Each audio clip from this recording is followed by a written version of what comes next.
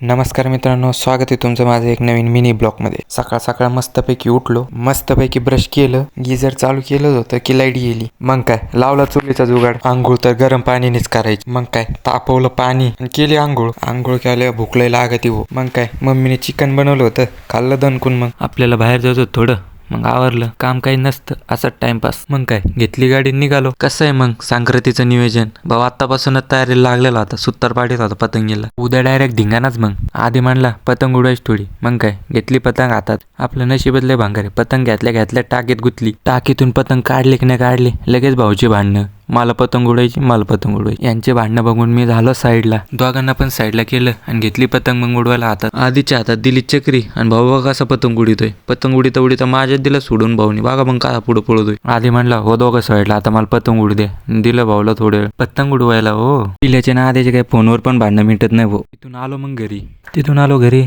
थोडा अभ्यास करावं म्हणलं, थोडे जीकेचे काही प्रश्न वाचले. नेक्स्ट पार्टसाठी फॉलो करा आणि आजच्या ब्लॉगला करतो इथंच एंड.